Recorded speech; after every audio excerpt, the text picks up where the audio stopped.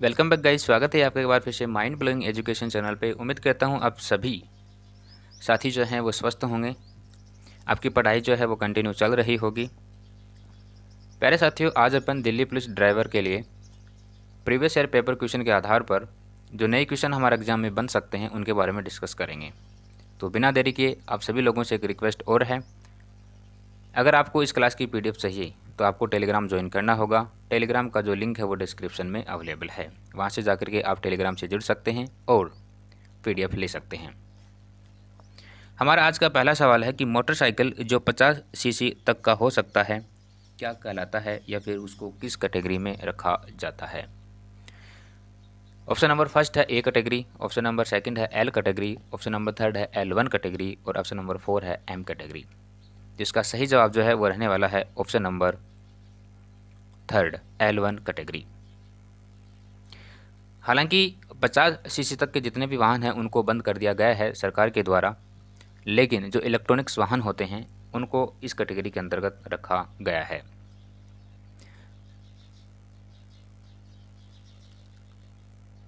सवाल नंबर 2 जो है वह है हमारा, ड्राइवर के अलावा 8 से अधिक सवारी तक का वाहन क्या कहलाता है, या इसको किस श्रेणी में रखा गया है। L श्रेणी, M1 श्रेणी, M श्रेणी, M2 श्रेणी। तो इसका सही जवाब है रहेगा ऑप्शन नंबर 4, M2 श्रेणी में इस वाहन को रखा गया है। जनरली आपने देखा होगा कुछ गाड़ियाँ 4 सीटर आती हैं, कुछ 5 आती है, कुछ 7 सीटर आती हैं, कुछ इससे ज़्यादा आती हैं। तो उनमें क्या होता है, किसी किसी में ड्राइवर जो है वो इंक्लूड होता है कि ड्राइवर समेत 7 सवारियाँ उसमें आ सकती हैं, लेकिन कुछ गाड़ियाँ ऐसी होती हैं जिसमें ड्राइवर के अलावा 8 से ज़्यादा सवारियाँ जो वो आ सकती हैं। ओके, तो इसका सही जवाब रहेगा option number 4। Question number third है हमारा, ड्राइवर के अलावा 8 सवारी तक के वाहन जो हैं वो किस श्रेणी में रखे जाते हैं। यानी कि इसमें 8 सवारी ही आएंगी, ड्राइवर जो है वो नौवा इंसान जो वो होगा जो उस गाड़ी के अंदर रहेगा। इसमें 8 सवारी आप अतिरिक्त रख सकते हैं। ऑप्शन नंबर सी जो है इसका करेक्ट जवाब रहेगा, इसको M1 कैटेगरी के अंदर जो है वो रखा गया है। इससे पहले वाले सवाल में M2 था। M2 का मतलब है कि उसमें 8 से अधिक सवारियां जो हैं वो आप उस गाड़ी के अंदर लेके जा सकते हैं। नेक्स्ट सवाल अपना, 50 सीसी से ऊपर वाले मोटरसाइकिल की श्रेणी जो है वो क्या होगी। यहाँ पर स्पेलिंग नहीं है, इस पर आएगा नाम श्रेणी। 50 सीसी से ऊपर वाले मोटरसाइकिल की जो श्रेणी है वो क्या होगी। L श्रेणी, M श्रेणी, L1 श्रेणी या फिर L2 श्रेणी। तो प्यारे साथियों, L1 श्रेणी जो है उसमें 50 सीसी तक के वाहन को रखा जाता है। L2 श्रेणी के अंदर 50 सीसी से ऊपर के जितने भी वाहन होंगे उनको रखा जाता है। तो इसका सही जवाब जो है वो होगा option number 4। Option number 4 is the correct answer. Next सवाल अपना कि माल वाहन जिनका सकल वाहन भार 12,000 किलोग्राम से ज़्यादा हो उनको किस कैटेगरी में रखा गया है। यहाँ पे ऑप्शन नंबर 4 जो है वो भी आप कर लेना, ऑल ऑफ दीज। तो इसका सही आंसर जो है वो रहेगा N3 कैटेगरी के अंदर जो है ऐसे वाहनों को रखा जाता है जिनका वजन 12,000 किलोग्राम से ज़्यादा होता है।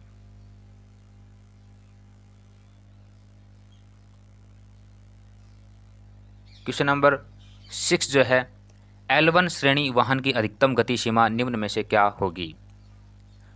L1 श्रेणी, जैसा कि मैंने आपको अभी बताया है कि L1 श्रेणी जो है उसमें 50 सीसी तक के वाहन को रखा जाता है। L2 श्रेणी के अंदर 50 सीसी से ऊपर के जो भी वाहन होते हैं उनको रखा जाता है। तो तो L1 श्रेणी के अंदर जो है वो 45 किलोमीटर प्रति घंटा की स्पीड से चलने वाले वाहन जो उनको रखा जाता है, जैसे कि इलेक्ट्रॉनिक स्कूटी वगैरह जो होती हैं उनको। ऑप्शन नंबर 2 जो है इसका करेक्ट आंसर रहेगा। नेक्स्ट क्वेश्चन है अपना, 4 पहिया सवारी वाहन को किस श्रेणी में रखा जाता है। 4 व्हीलर जो होता है, सवारी वाहन यहाँ पर होना चाहिए, ना कि पिकअप टेम्पो वगैरह जो होते हैं वो इसमें शामिल नहीं किया जाएंगे। कोई भी गाड़ी जिसके 4 टायर होते हैं। L श्रेणी, M श्रेणी, N श्रेणी या फिर T श्रेणी। तो प्यारे साथियों, इसका सही जवाब है रहेगा ऑप्शन नंबर 2। M श्रेणी के अंदर 4 पहिया वाहनों को रखा जाता है। फिर L श्रेणी में जो है 2 पहिया वाहन जो आते हैं, यानी कि आपकी बाइक है, स्कूटी है, स्कूटर है, ये सारे के सारे जो वाहन होते हैं ये 2 पहिया श्रेणी के अंदर रखे जाते हैं। यहाँ पर एन जो है, एन श्रेणी के अंदर जो जितने भी माल वाहक होते हैं, जैसे पिकअप है, ट्रेलर है ना, ये सारे के सारे एन श्रेणी के अंतर्गत आते हैं। टी श्रेणी में ट्रेलर आता है। ट्रेलर का मतलब हो गया यहाँ से जो लगभग 10 चक्का गाड़ी होती है, 12 चक्का गाड़ी होती है, 16 चक्का गाड़ी होती है, उसको टी श्रेणी के अंदर जो है यहाँ पर रखा जाता है। ओके साथियों, तो इसका सही जवाब रहेगा ऑप्शन नंबर बी, एम श्रेणी के अंदर जो है इसको रखा जाता है। नेक्स्ट सवाल अपना, लर्नर लाइसेंस के साथ कहाँ ड्राइव कर सकते हैं। लर्नर लाइसेंस का मतलब होता है जब आप गाड़ी चलाना सीखते हैं तो उस टाइम पर आपको आरटीओ के द्वारा एक लाइसेंस दिया जाता है, जिसके तहत आप गाड़ी जो है वो चला सकते हैं। लोकल एरिया में आप गाड़ी चला सकते हैं या अपने राज्य में गाड़ी चला सकते हैं, पूरे भारत में गाड़ी चला सकते हैं या पूरे भारत में ट्रेनर के साथ गाड़ी चला सकते हैं। तो इसका सही जवाब जो है वो रहेगा ऑप्शन नंबर 4, पूरे भारत में ट्रेनर के साथ जो है वो आप गाड़ी चला सकते हैं। लर्नर लाइसेंस की जो वैधता होती है वो होती है 30 दिन की। 30 दिन के बाद आपको परमानेंट लाइसेंस जो वो बनवाना होता है, जिसे लाइट वाहन जो है आप चला सकते हैं। नेक्स्ट सवाल अपना, बैटरी वाहन की अधिकतम गति निम्न में से क्या होगी। 40, 50, 60 और ऑप्शन नंबर डी जो है वो है 25। ऑप्शन नंबर डी जो है वो आपका 25।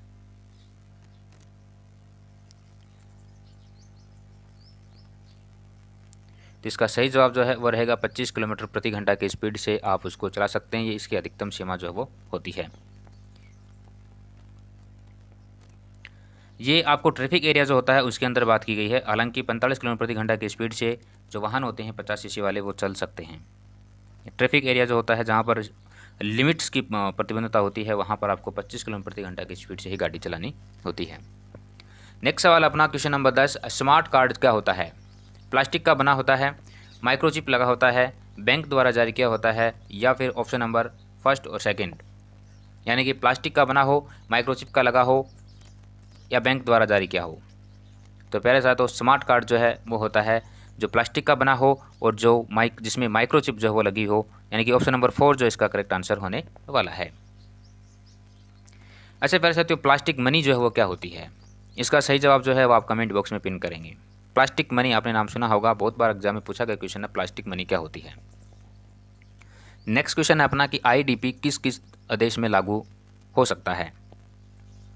आईडीपी भारत में, नेपाल, भूटान में, जिसके साथ भारत के राजनीतिक संबंध हो, या सभी देशों में, किस में लागू हो सकता है। तो इसका सही जवाब रहेगा ऑप्शन नंबर सी, भारत के जिसके साथ राजनीतिक संबंध हो वहाँ पर आईडीपी जो है लागू हो सकता है।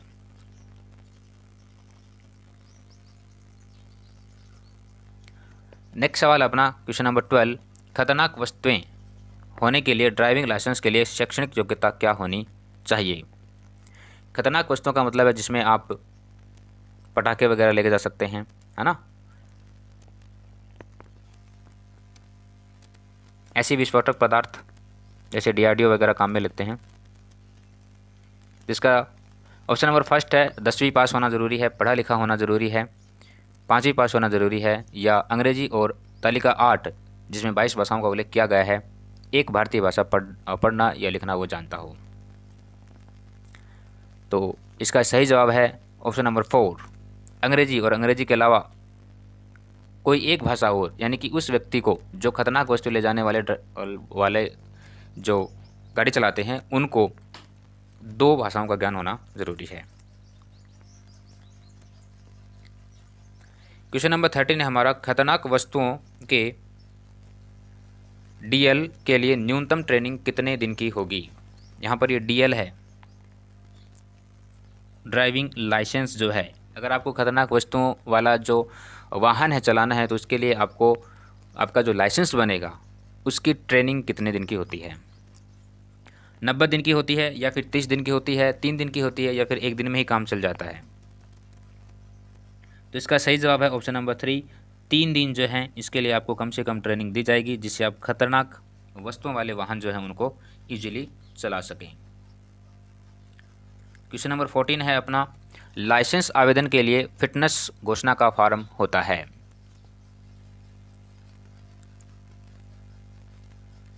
1, 1A या फिर 2 या फिर 3।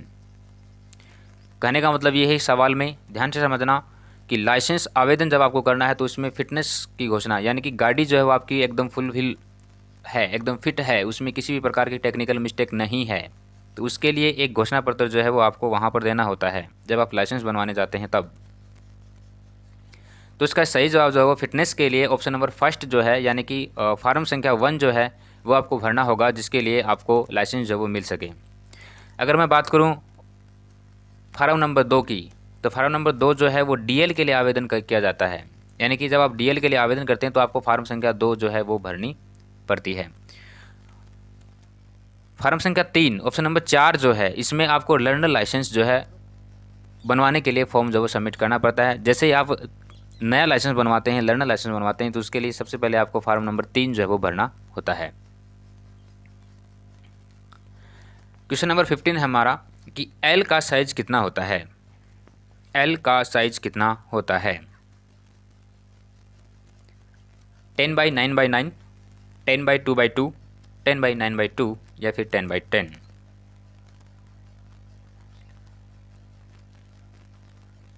तो इसका सही जवाब है ऑप्शन नंबर सी, 10/9/2।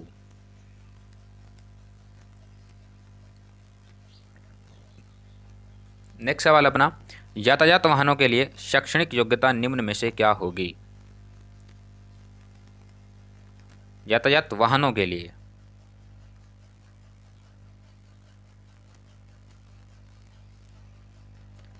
तो इसका 8वीं पास होना ज़रूरी है, 10वीं पास होना ज़रूरी है, कुछ पढ़ा लिखा हो ये ज़रूरी है, या फिर कुछ ज़रूरी है ही नहीं। तो इसका सही जवाब है ऑप्शन नंबर 4, कुछ भी ज़रूरी नहीं है। अगर आपको यातायात वाहन बनवाना है तो आप मतलब अनपढ़ व्यक्ति जो है वो भी यातायात वाहन जो है वो खरीद सकता है, चला नहीं सकता। ओके, नेक्स्ट सवाल अपना कि तेज़ रेसिंग करने वालों पर कितना जुर्माना तय किया गया है? भारत सरकार के द्वारा जो तेज़ रेसिंग करते हैं, ओवर स्पीड जो चलाते हैं गाड़ी को, उसके लिए कितना हर्जाना जो है वो यहाँ पर किया गया है? 1,000 रुपये, 2,000 रुपये, 5,000 रुपये या फिर 4,000 रुपये? तो इसका सही जवाब है ऑप्शन नंबर 3, 3,000 रुपये जो है वो यहाँ पर आपको चार्ज किया जाएगा।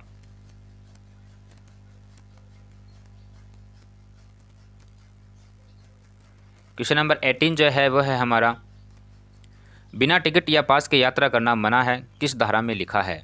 अगर आप बिना टिकट के या पास के यात्रा करते हैं तो ये एक दंडनीय अपराध होगा, जिसका उल्लेख किस धारा में किया गया है? धारा 128, धारा 124, धारा 126 या फिर धारा 123? तो प्यारे साथियों, धारा 124 के अंतर्गत ये लिखा गया है कि अगर आप बिना टिकट या पास के यात्रा करते हैं तो ये गलत होगा। Option number B is the correct answer, option number B. Next सवाल अपना, यात्रियों की ओवरलोडिंग होने पर कितना जुर्माना होता है? आपने देखा होगा जब मोस्टली होता तब है जब एग्ज़ाम का समय होता है, तो बच्चे जो हैं वो गाड़ी की छत पर बैठ जाते हैं, पीछे लटक जाते हैं, है ना, दरवाजे पर अपना एक पाँव जमा लेते हैं। तो ये गलत है, इससे आपकी जान को खतरा हो सकता है, आप ऐसा ना करें। लेकिन ऐसा करने कौन देता है? ऐसा वो करने देता है जो अपनी गाड़ी चलाता है ना। तो इसके साथ साथ ना केवल आपकी जान को खतरा है, बल्कि वाहन जो है उसको भी क्षति जो वो पहुंच सकती है। तो इसके लिए सरकार के द्वारा कुछ जुर्माना जो है वो लगाया जाता है ताकि लोग ऐसा करने से बचें। तो इसका सही जवाब जो है आप कमेंट बॉक्स में करेंगे, क्योंकि आप ऐसा मोस्टली कर देते हैं, इसलिए ये क्वेश्चन आपके लिए छोड़ा जाता है।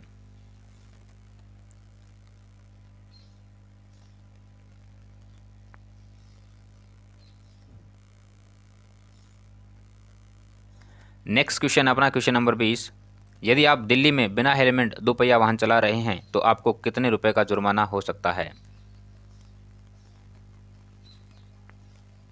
500 रुपये का, 600 रुपये का, 700 रुपये का या फिर 800 रुपये का?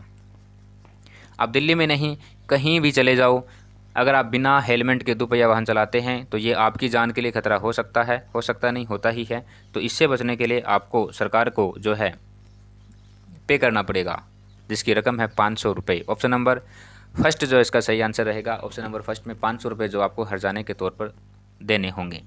तो ये 500 रुपये आपको हर्जाने के तौर पर ना देने हों, इसके लिए आपको हेलमेट का प्रयोग जो है वो करना ज़रूरी है।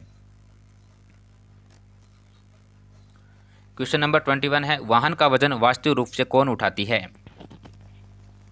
जो वाहन होता है उसका वास्तविक वजन जो है वो कौन उठाता है? टायर उठाता है, टायर में भरी हवा उठाती है, ट्यूब वायर स्पोक उठाता है, या फिर ट्यूब उठाती है? तो इसका सही जवाब है ऑप्शन नंबर 2। ट्यूब में भरी हवा जो है वो वाहन का वास्तविक वजन जो है वो उठाती है। Option number 2 is the correct answer, tube में भरी हवा। क्वेश्चन नंबर 22 है हमारा, अस्थायी आरसी का वर्णन किस धारा में किया गया है? अस्थायी आरसी होती क्या है? Option number first 40, option number second 43 43, option number third 41, या फिर ऑप्शन नंबर 4 46। किस धारा में ऐसा वर्णन किया गया कि अस्थायी आरसी आप ले सकते हैं कुछ समय के लिए, टेंटेटिव टाइम? तो प्यारे साथियों, इसका सही जवाब जो है वो रहेगा ऑप्शन नंबर 43। ऑप्शन नंबर 2 जो है वो आपका सही आंसर रहेगा। 43वीं धारा जो है इसमें ये कहा गया है कि आप एक अस्थायी आरसी जो है वो कुछ समय के लिए रख सकते हैं। तो फिर आरसी ज़रूरी किस धारा में इसका वर्णन किया गया है? तो धारा 39 में आरसी ज़रूरी है, आरसी ज़रूरी इसका वर्णन जब वो किया गया है। ओके प्यारे साथियों, अगर आप अस्थायी आरसी लेते हैं तो उसकी वैलिडिटी जो है वो अधिकतम 1 माह की हो सकती है। 1 माह से ज़्यादा आप अस्थायी आरसी के साथ वाहन जो वो नहीं चला सकते हैं। क्वेश्चन नंबर 23 जो है हमारा, आमतौर पर भारत में कितने तरह के ड्राइविंग लाइसेंस जारी किए जाते हैं? आमतौर पर भारत में कितने तरीके के ड्राइविंग लाइसेंस जो वो जारी किए जाते हैं? 2, 3, 4 या 5? कितने प्रकार के ड्राइविंग लाइसेंस जो है आपने अपने जीवन में देखे हैं? तो इसका सही जवाब जो है वो रहेगा ऑप्शन नंबर 3। 4 प्रकार के ड्राइविंग लाइसेंस जो हैं वो आमतौर पर भारत के लोगों के लिए उपलब्ध करवाए गए हैं। कौन कौन से हो सकते हैं वो? जिसमें पहला आता है लर्नर ड्राइविंग लाइसेंस, दूसरा आता है परमानेंट ड्राइविंग लाइसेंस, तीसरा आता है कमर्शियल ड्राइविंग लाइसेंस, चौथा आता है international driving licence. Okay, next सवाल है अपना कि सड़क विनिमय उल्लंघन पर कितने रुपए का जुर्माना किया जाता है? अगर आप सड़क के नियमों का पालन नहीं करते हैं तो कितने रुपए का जुर्माना आपको भरना होगा? Option number 4 is the correct answer. 500 रुपये का जुर्माना जो है वो आपको यहाँ पर देना होगा अगर आप सड़क विनिमय का पालन नहीं करते हैं तो। क्वेश्चन नंबर 25, अधिकारियों के आदेशों की अवहेलना करने पर कितने रुपए का जुर्माना लिया जाता है? 5,000 रुपये का, 4,000 रुपये का, 3,000 रुपये या फिर 2,000 रुपये? तो इसका सही जवाब रहेगा ऑप्शन नंबर 4, 2,000 रुपये जो हैं वो आपको अधिकारियों के आदेशों की अवहेलना करने पर वसूले जाएंगे। क्वेश्चन नंबर 26 है अपना कि बिना लाइसेंस के वाहनों का अनाधिकृत उपयोग करने पर कितने रुपए का जुर्माना वसूल किया जाता है? 10,000 रुपये, 9,000 रुपये, 7,000 रुपये या फिर 5,000 रुपये? तो इसका सही जवाब रहेगा 5,000 रुपये बिना लाइसेंस के वाहनों का, यानी कि जिसके पास आरसी नहीं है, जो कंपनी से रजिस्टर्ड नहीं है उनके लिए 5,000 रुपये जो है वो जुर्माना जो आपको देना होगा। नेक्स्ट सवाल अपना क्वेश्चन नंबर 27, बिना लाइसेंस के वाहन चलाने पर कितने रुपये हर्जाना लगता है? 500 रुपये, 400 रुपये, 700 रुपये या फिर 5,000 रुपये? तो इसका सही जवाब रहेगा 5,000 रुपये। Option number D correct answer होगा। अगर आप बिना लाइसेंस के वाहन चलाते हैं तो आपको 5,000 रुपये जुर्माना जो वो देना होगा। क्वेश्चन नंबर 28, अयोग्यता के बावजूद ड्राइविंग लाइसेंस रखने पर कितने रुपये जुर्माना वसूला जाता है? यानी कि आप गाड़ी चलाने में सक्षम नहीं हैं, उसके बावजूद भी आपका ड्राइविंग लाइसेंस बन चुका है, तो इस कंडीशन में आपको 10,000 रुपये का जुर्माना जो है वो देना पड़ सकता है। Option number 4 is the correct answer. आज की सीरीज का हमारा लास्ट सवाल, शराब पीकर वाहन चलाने पर कितने रुपये का जुर्माना वसूला जाता है? ड्रिंक एंड ड्राइव, 5,000 रुपये, 8,000 रुपये, 7,000 रुपये या फिर 10,000 रुपये? तो पहले साथियों इसका सही जवाब रहेगा ऑप्शन नंबर 4 10,000 रुपये। अगर आप ड्रिंक एंड ड्राइव करते हैं तो आपकी गाड़ी जो है वो स्थानीय पुलिस के द्वारा जब्त कर ली जाएगी और फिर वो कोर्ट के द्वारा ही रिलीज की जाएगी, जिसमें आपको 10,000 रुपये जो है वो पे करने होंगे। उम्मीद करता हूँ आज की क्लास जो आपको पसंद आई होगी। सारे क्वेश्चन जो हैं ये मोस्ट इंपॉर्टेंट है एग्जाम पॉइंट ऑफ व्यू से, तो इनको एक बार वापस से मैं आपसे रिक्वेस्ट करूँगा कि इन सभी क्वेश्चन को एक बार जरूर देखना है। पीडीएफ के लिए आपको टेलीग्राम जो है वो ज्वाइन करना है। तो आज के लिए इतना ही रखते हैं। Thank you so much, have a good day.